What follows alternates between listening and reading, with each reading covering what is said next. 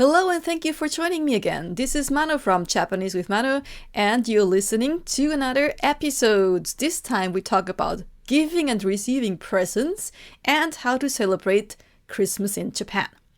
First of all, I want to tell you a short, or let's see, a funny story.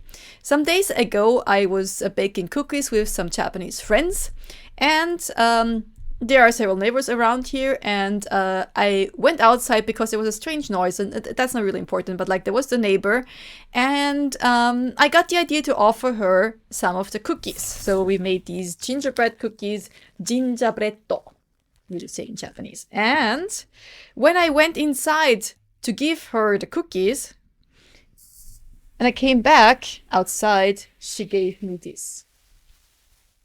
Negi. Leek. Why? Like, why would you I haven't even given her the present, or like I haven't even given her the cookies yet, and she has already prepared something to return to me. That is what Japan is about. Giving something is great, but receiving something means that you have the feeling that you have to return something, at least 3 times the worth that you have received. And in Japanese that's called sanbai gaeshi. San means 3, bai means times. Gaeshi comes from kaesu or kaeshimasu, to return something, to give something back. Yeah. So the thing is, in Japan, I would even say, like, please think about if you really want to give somebody a present, because that could like turn the whole situation for the person receiving something into a cultural, or let's say like in a pressure situation, the feeling like this need to return something. So like when you know that somebody is like really like feels obliged to return something to you, you might think that maybe it's not a good idea to give them something all the time or frequently, because that puts them into the pressure situation that they have to return something to you. It's a little strange, right? That because like I am the person who wants to give something to somebody else. I'm not doing it to receive something in return, but that's like so really like ingrained in Japanese brains and Japanese like tradition and everything, like way of thinking. So that's like one thing maybe to think about before you give something to somebody. Because I also wanted to give something to a different person, to a different neighbor, and my husband was like, I'm not sure if that's a good idea, because like they will like give you something again in return, and it's like, you know, it's like harassing to them, and I don't really think it's like that bad, but like keep that in mind in you know, like if you ever like get in the position to like give a Japanese person a present. I don't want to say like don't do it, because they really, I mean, but just don't like understand that there might be a pressure, especially in Japan. If you're like outside Japan and you give a Japanese person something outside in your country, the pressure might not be as bad, because it's outside of Japan. And inside Japan, the rules are always there. I remember when we were living back in Austria, and my husband or whatever, like what kind of, don't remember what exactly it was, but we once in a while we met up with Japanese people, and like my husband, like he was studying in Canada, so like he had quite experience to live abroad, outside of Japan, also like in Austria back when we were living there. But whenever we met a Japanese person, I could see him change to this like traditional Japanese person, being this like feeling like he's back in Japan, he has to behave exactly like the Japanese have to behave when they're in Japan. So like, you know. Anyway, so let's talk about Christmas in Japan. Let's talk about what happens there. Well, it's not necessarily a family event. I mean, if you have like small kids, then yes, then you celebrate it just basically similar like in Western culture. You usually have a Christmas tree. Back in Austria, where I come from, we usually have like a real tree, like not a plastic version, which you can like throw away like then 2 weeks later. And then things are being collected in specific places. But unfortunately here in Japan, you either have a plastic one, which we have this year because we got a cat, and I didn't really feel comfortable with having like a real tree and like the falling the you know the how do you say it, the needles, right? That's not, yeah. Anyway, so we got a plastic tree, and but it's the funny thing is what the Japanese people do is, first of all, like, it's not a holiday. It's not a holiday. They like the 20th, like until the previous emperor, the 23rd, December 23rd was a holiday because it was the birthday. So like every birthday, even if there is like a new emperor, their birthday is becoming a holiday, a national holiday, public holiday. But we have a new one, so that's not anymore the 23rd. It's like, I think in February. I don't remember exactly the day. But anyway. So, maybe you have already heard about that. They eat Kentucky Fried Chicken. The invention or like the idea behind was like foreigners, like craving the turkey, but there are no turkeys available. Like recently I heard that if you like order one like half a year before, you're able maybe to get one, or you have to order like online, get the frozen version or anything. But to get something similar, the foreigners are somehow like they got like Kentucky Fried Chicken. And apparently this idea took root, and now everybody basically in Japan gets all this fried chicken, either from Kentucky or from any other kind of like store or whatever.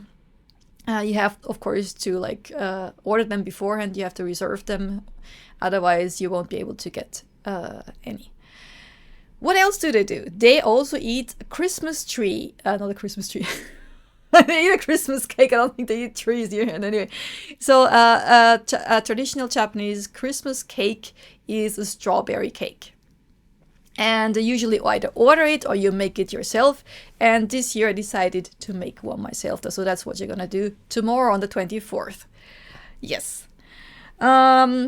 Yeah, I mean, that's basically it. Of course, there is like gift receiving and gift giving. And if you've been watching anime, there's usually one of these Christmassy episodes where you usually see people go on dates. And people usually also, after the date, or which is maybe you could say like it's part of the date, you go to a love hotel. And these love hotels, I mean, like, they are nice. They're not like dirty, or like they have really nice, like good quality.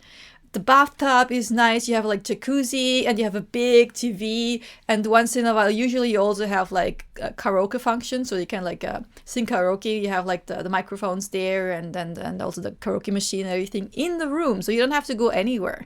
I mean, I could tell you all the stories and things that you can get in these love hotels, but like the reason is the walls in Japan are thin. So like you can't really like, I mean, everybody can hear what you do there. And if you're a little louder, then yeah, maybe not such a good idea. Yeah, so like the walls, like, can you hear that? Like that's the outside wall here. And it's like hollow, right? So unfortunately, the thing is, in winter in Japan, it's cold. When I turn off the air conditioner, the Japanese people usually use air conditioner to heat the room. So like in summer they use it for cooling it down, and in winter they use it for heating it up. It's convenient, but yes, as soon as I switch it off, after, I don't know, like 5 or 10 minutes later, I feel already cold creeping back in. So the Japanese people have all kinds of like tools and specific clothing, heating clothing. Like I have like heating pads inside. I even bought one. I have it downstairs right now, and the cat is lying on it. But I can connect it with a USB to my computer and get like heating. So I don't have like to heat up the whole room, but just like myself. It's really like very, very interesting. Like all these like gadgets and everything. It's if you ever have the chance to go, you can see some of them in the supermarket. You can see some of them in of course clothing stores, or home centers or department stores, anything, like all kinds of things. Yeah. So yeah, basically that's Christmas. But what's way more important is the new year. the New Year is basically has the same importance as like Christmas, and maybe like for my home country like Christmas and Easter, because you're a Catholic country and everything. But anyway, it's like the New Year is being celebrated on the 1st, the 2nd, the 3rd of January, and it's a family thing. So like the family comes and celebrates by eating all kinds of foods. It's like it's a really specific kind of food that is being eaten. It's called osechi, and is being prepared like already beforehand. Like it's, I think I'm gonna make a whole episode about Japanese New Year. That would be the next episode. So like just I want you to know that the Japanese New Year is like super important, and that's like the thing around in like the most important thing during the year. And yeah, so that's that. Why I'm talking about that? Well, as I said, like, so that we've been talking about like giving and receiving presents. So it's like the giving and receiving tradition in Japan is like really, really important. They even have like 2 gift-giving seasons throughout the year. One is in summer, which is called Ojugen, and the other one in winter is called Oseibo. That's just basically right now, just before Christmas, basically. And the department stores, they have like a whole floor of things you can choose. You don't like buy the thing there, you just get a voucher, you buy it. You get just a piece of paper, you can see like all the plastic versions, and you can like choose which one you want. Then you get one of these small pieces of paper, and then you go to the cashier, and then you pay, and then you can just fill out a form where you want to have things sent that you just bought. You can get anything, basically, something to eat. You can buy expensive meat, fish, sausages, drinks, like alcoholic drinks, like sweets, beer, of course, osake, cookies, anything basically. Anything. It's basically centered on food, on anything that you can like eat and enjoy, usually in high quality. Yeah. So you basically give these gifts to somebody who you feel like helped you during the year. That could be like a teacher you helped you like achieve or like, pass an exam, or a doctor that like helped you heal, like from, recover from a disease or whatever, or like companies giving presents to their customers. And that happens twice a year, in summer and in winter. And like the thing is, like, you received, and like if you're like the receiving person getting these things, of course you have to show that your gratitude. So of course you have to say thank you. The thing is, like, if you have received something that you don't really like, you still have to say thank you, and then they're gonna ask you, oh, did you like it? And of course you have to say, oh, it was great. And the thing is, next year you're gonna get the same thing again. Oh, poor you. Yeah. Then in New Year, because I said New Year is really super important, there is also a New Year's present that's called otoshidama. Toshi means year, and dama comes from tama, that means like jewelry, or like how do you say, like it could also be like a ball or sphere. And otoshidama basically is money. You get like an envelope, and And this present is not just given to anybody, but basically to children or people who don't work yet, who haven't become like adults yet. So my son is gonna get a present, and we have to give all like the children around, like my husband's sister's kids, we have to give presents to them, or my husband's uncle's kids, because they're not like they're just about to finish university, but just like after finishing university, you have like to enter society. Basically, you have to be like become a working person, and from that period on, you don't get any toshidama anymore. But before that, you get it. So like, you gotta have to prepare for every kid that is around you in your like relative, around your relatives. You have to prepare otoshidama.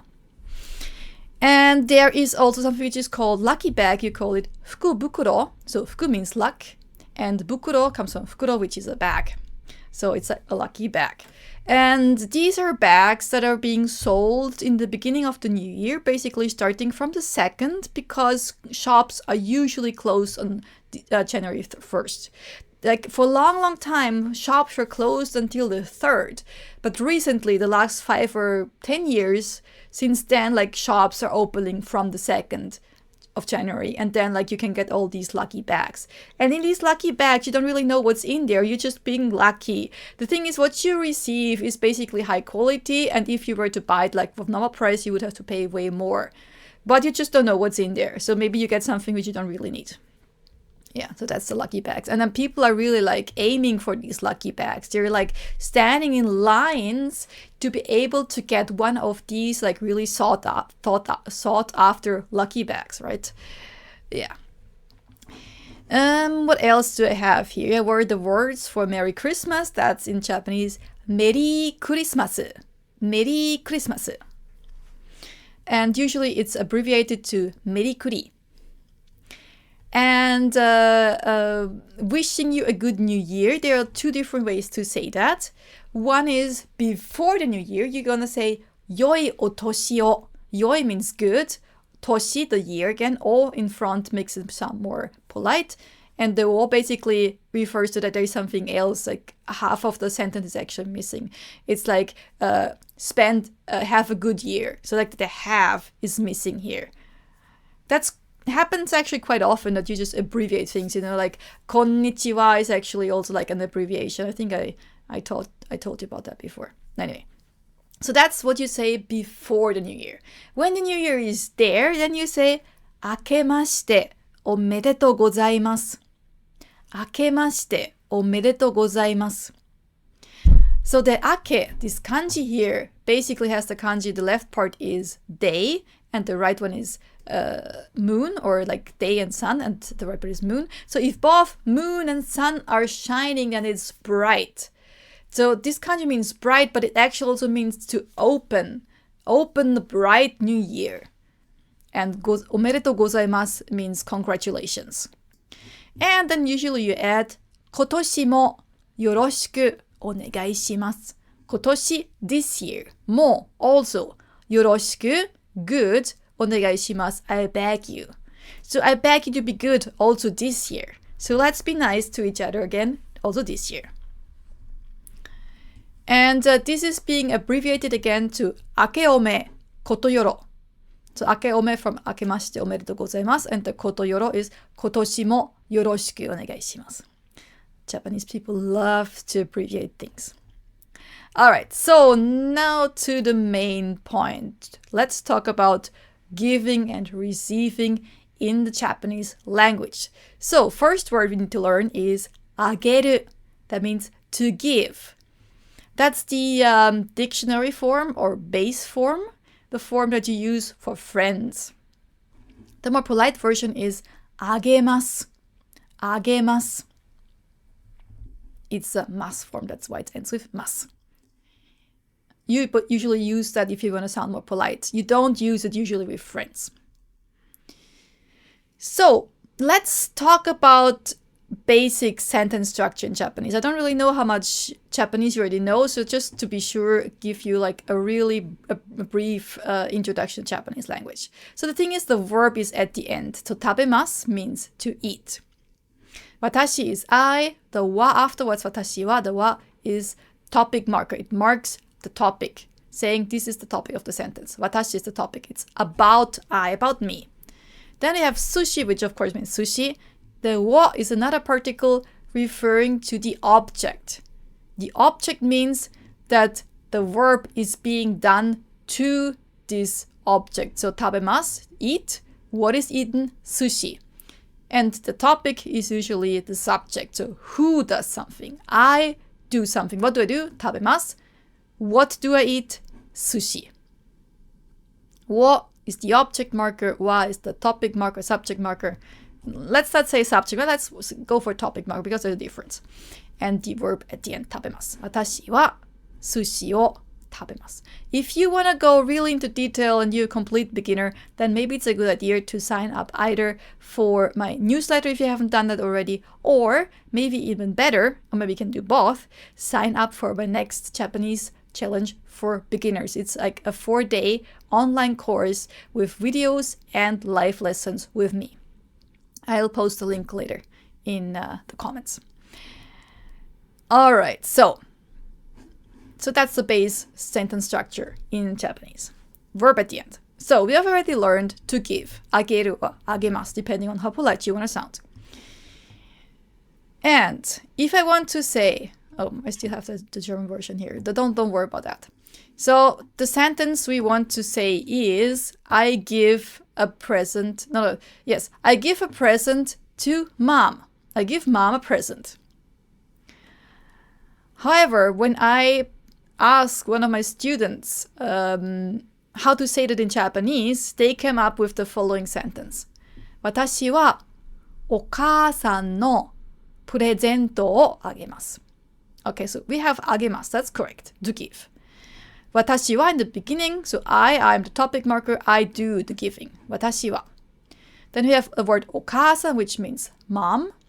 Let's talk about the son in a few moments. And then we have no and プレゼント. プレゼント means present, of course.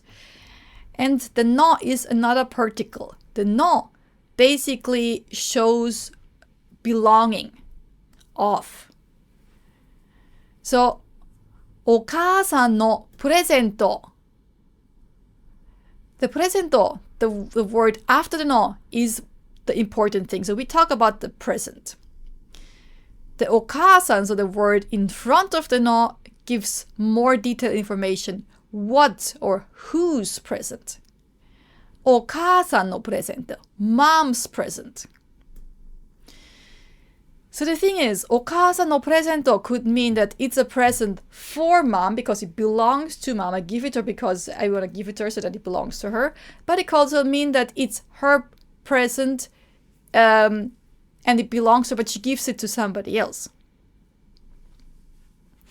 So in order to really make that clear so that you give it to mom, you need another particle, and that's ni. It marks the goal of an action. Where to? What's the goal? To where? Where to do I give? To whom do I give the present? To mom. And this to in this case is ni in Japanese. So I put the ni after mom. I give it to mom. お母さんに. So ni usually is marks the dative. If you have studied, have done linguistics and know a little about these accusative and dative things, you don't usually do that in English. But for me as a German speaker, or Italian, or French, or Spanish, you usually have to learn these words and to know like the cases. Anyway, ni usually marks the goal. Particles are really, really important, and that's one of the things that like people struggle for quite some time. And my goal is really for you to understand and be able to distinguish all the different kinds of uses of particles, because that really gives you brings you, to the next step of studying Japanese, and that's my goal. And if you're interested in that, I would love to teach you, would love to help you. Sign up for one of my lessons, either group lessons or one-on-one lessons. All right, back to the sentence. So we had the wrong sentence, which was 私はお母さんのプレゼントをあげます. So I give my mom's present. How I want to say I give the present to my mom. So we use, instead of the no, we use the ni. 私はお母さんにプレゼントをあげます. If that's really a lot, because if you're a complete beginner, you have never heard anything about particles, don't fret. Completely fine. You can listen or you can watch this as many times as you want. And as I said, if you really want to start from zero, just sign up for my newsletter and sign up for my challenge. We're gonna start there in January to give you really a rocket start in the Japanese language. And it's for free. All right. So now that we talked about giving, let me just talk a little about the use of san. So we said oka-san, and maybe I've already heard that san means Mr., Miss, Mrs., or whatever, and it's polite. However, you don't use san. It depends if you speak to somebody or about somebody. So what I usually teach my students is do never use san for yourself. If you introduce yourself, or if I were to introduce myself, I would not say Ito-san desu. I would say Ito desu. I don't call myself Mr., Mrs., or whatever. I don't add the san. But if I speak to my mother, I use oka-san with the honorific. Because this is about being humble. And I, as a child, I am like in lower compared to her. Like the mom is in ranks, is higher in ranks compared to the child. You know, like this is like the way the Japanese society is built. And that's like also, of course, mirrored in the language use. However, if you show respect to her. But if you talk about your mother to someone outside, then you use haha. That's the one without the honorifics. It's a honorifics because it's without the san. As you see, it's about you humble your own family members when talking to outside. You make them smaller, you make them lower, as low as yourself. And it's not about like their status. So like even if you're like your mom or your dad are like doctors or lawyers or whatever, it doesn't matter. If you talk about them to somebody else outside of your family, then you use the haha or the chichi. Chichi would be the version for your dad. All right, so that's like the thing. You talk to your mom. You say oka-san. You're humble because you're the kid. If you talk about your mom to somebody outside, then you are being polite to the others, but not to your mom, because your mom is like part of the family, part of you, basically. All right, so that's that. Agemasu, ageru, to give, and now we learn to receive. To receive in Japanese is morau. And morau is the dictionary form, the base form, so the form you use for friends or family. Moraimasu is the polite form if you want to sound polite. So if you want to say, I receive a present, then you say, so moraimasu is at the end because it's the verb. Presento o moraimasu, I receive a present. Of course, you can say, put in front, watashi wa, about me, I'm the topic. I haven't really told you yet, but like you can omit the topic if it's clear about who you talk, like who is the topic of the sentence. Especially if it's I. If you keep saying watashi wa, watashi wa, watashi wa, you sound really impolite, because in Japan it's not the one single person that is important, but the whole group. So saying also I makes you sound like selfish. So, I receive a present, watashi wa presento o moraimasu. Remember, the wo is the object marker. The object is, in this sentence, the present. What do I receive? The present. Okay, so now if you want to say I receive a present or received a present from my mom, this one S too much here, then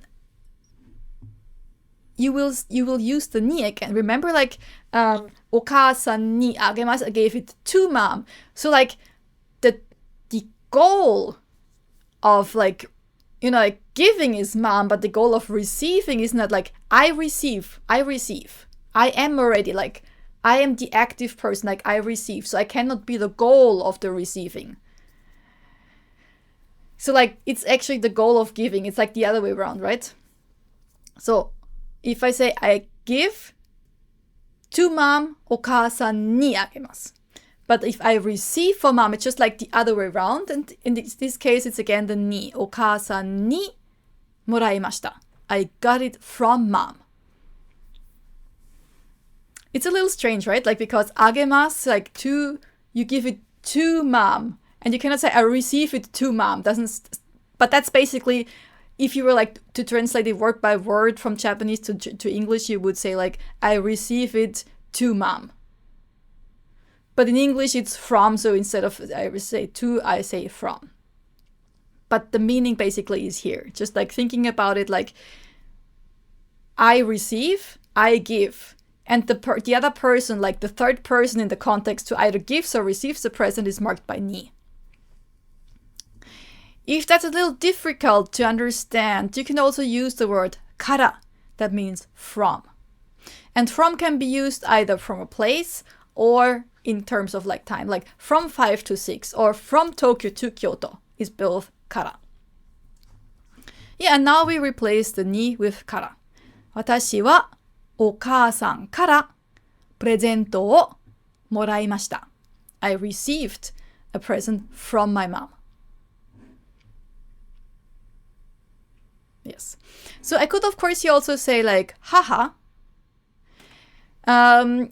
It depends. So like the difference is if I had like haha here, then that definitely means I tell this story, I tell somebody else outside the family that I received a present from my mom. But in this context, it sounds more like I talk to my sister maybe, or to my brother or other siblings or whatever, or to other family members. Then okasan is completely fine. One more thing, and that's like really, really like strange to understand, but if you think about the Japanese culture and like gift giving in general, and passive and active, and as I said, like one person in the group, which one is more important? There is an extra verb just for the case when you want to say someone gives me. We have learned I receive, but I am in the active position there. I receive. I. Again, I have like to say I. But the kuremasu or the kureru, that's like, kureru is the base form, the dictionary form, kuremasu is the more polite mas form, already has like the me, the I inside. So if I use kureru or kuremasu, I don't have to say I. So, gives me. So remember, ageru or agemasu means to give. So if I give something to somebody else, or somebody gives something to somebody else, then it's agemasu. But if somebody gives something to me, then I use kureru. And I could say, of course, moraimasu. Watashi wa moraimasu. I receive. But in there, as I said, I am the active person. So if I use kureru, I am the passive person. And passively receiving is way better than actively receiving, even if it's just like a small grammatical thing. But being active in giving is fine. Active in receiving, not good. Because, you know, like it's always, of course, there is like the saying, like it's better to give than receive. And that's also basically here. And as, you know, like, as I said before when I told you about the story that I gave something to somebody and they immediately returned something to me. As I said, like, you know, like the giving is better. So use the word somebody gives me.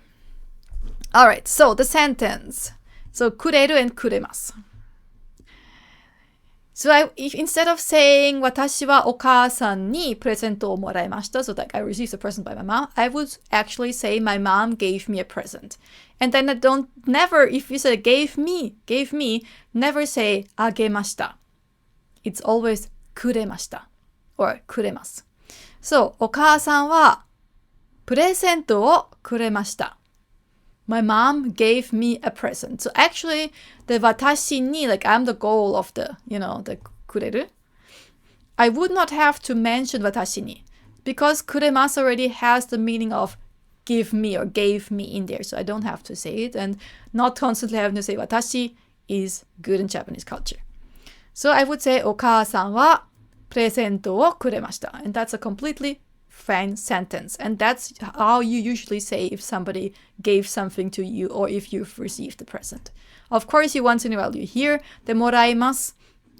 But if you want to sound really polite and less self-centered, then you go with the kureru or kuremasu. Yes. That's the reason why we have like an extra verb for that. And I remember like learning about this, and I had, I don't know, like I think I had like 20 different kinds of like Japanese teachers teaching me Japanese over the years. And none of them was really like able to like explain it to me that I was able to understand. Like, what's the difference? Why do I have to use kureru? Why is it morao? What's the difference? Like, why? Now you know. It's pretty easy, right? If you understand. Like, first of all, like not only the language part, but also like the cultural background of that. And I have a small present for you too. This is my book, Reading Japanese for Beginners. You may have already heard about it. If not, then well, now it's your time. The thing is, you should already be able to read hiragana and katakana. There is like a romaji version, like in our alphabet written version available, but that's only as a PDF. So if you buy that one, you can get like the PDF if you're not like 100% sure about like hiragana, katakana yet. But I would suggest you to be able to read hiragana and katakana before getting the book and then read it. So the important thing about this book, and there is a present. Just to give me a second to like explain a little about the book, because I'm like super proud about this book. Of course, it's my baby. And so you like have for every like there are like 2 stories in there. 2 Japanese stories. Both stories are set in Japan, and story 1 is like really for complete beginners. But still, you have all the hiragana, katakana, and kanji there. It's like a completely normal Japanese sentence. And next page, you have grammar explanations about just all these grammar points on the page before. And vocabulary list. All the vocabulary popping up in that sentence, like in that page. You have the vocabulary list with the translation there. And you have like the whole translation of the text per page. And you can see like here is a CD sign. That means these things are available as an audio file. So you can listen to, you can see here, like here in the beginning of the story, there are like 2 CD signs saying that there is like a slow version and a normal speed version. You can listen to them depending on your like how comfortable you already are with understanding and listening to Japanese. And the same thing goes for the vocabulary list, so you can also listen to the vocabulary list. Yes, so the thing is, you don't have like to look up anything. Everything is in there. You don't know a word, just, check it out. You're not 100% sure about the grammar point, just check it out. It's on the next page. And for your convenience, before the 2 stories, in front, there is a nice overview about all the basic Japanese grammar points you should know as a beginner. Sentence structure, how to use all the particles, question, past tense, negation, and then all the particles, because I said the particles are the most important thing, and also a small part about kanji. Yes, and story 1, as I said, is really simple. The second story is a little more difficult. And if you have ever heard about JLPT, that's a Japanese language proficiency test. It's like 4 levels, and N5 is the lowest level. And reading Japanese for beginners is basically the first part on the way to N5. So it doesn't cover everything for N5, but it covers some of the most important parts from there. So, all right. So that's the story, and I would love you to get this book and study Japanese together with me. If you order it now until the middle of January, you also get a video file. So it's like not only reading it, but like just the same as if you were having a one-on-one lesson with me. I recorded like the whole story, and for every story you get like directly all my explanations, and like even like kanji explanations. Yes. Okay. So my present is I'm going to read the first story to you, like not the whole first. So let's go for maybe the first. I think the first page is fine, so that for you to get an idea about like how things work out. Okay, so it starts with, I'll just show you, like here you can see. So this is, if you're watching the video, if you just listen to it, then you just listen to it. はじめまして。武田カンナと言います。16歳です。今年の4月から高校1年生です。So basically that's the first page of the story. And now I'm explaining you. So the first word was はじめまして. はじめまして is what you say when you meet somebody for the first time. はじめ means the beginning. Or 初めて means to do something for the first time. For example, 初めての寿司 means your first sushi. Then we hear Takeda Kanna. That's her name. Takeda is a family name and Kanna is the first name. So the thing is, like in Japan, it's really important that the first name and the last name are nicely like ao in Japanese. It's like fitting together. They like people even go like to fortune tellers to like check if like the name fits in terms of like fortune or whatever. I've never done it before, but like that's a thing people do. All right, and then to iimasu. Iimasu means to say. The to is another particle, and the to basically marks what is being said. So like, it's similar to French, like I call myself, you could say. So I call myself, or I say, or I'm being called, Takeda Kanna. 16歳です. So that's her age. 10 means 10, 6 means 6, and 歳 means years old. 10, 10, 6, 6, 歳 years old. And then you have the des, which means to be. So I am 16 years old. 今年の4月から、今年 means this year. 4月 means April. 4 means 4, 月 means month. 4 months, the fourth month. January, February, March, April, number 4. Kara, we learned already that one today. From. So from April this year, 高校1年生です。高校 means high school. 1年生, 1, 年, year, 生, in this case means student. So first year student from high school. So from this April on, I am first year high school student.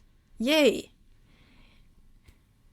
All right, and important thing is like the Japanese school year in Japan. The Japanese school year starts in April. Yes. And a primary school, 小学校, is 6 years. A middle school or a junior high school is 3 years. And high school is another 3 years. So 中学校 is the middle school, and 高校, as we just said before, is high school. All right. Thanks for listening and for watching if you were watching this as a video. I wish you a very merry Christmas. メリークリスマス。そして良いお年を。Have a good new year. And look forward to another episode. See you or hear you soon. Yours, Manu from Japanese with Manu. Thank you so much. Bye. またね。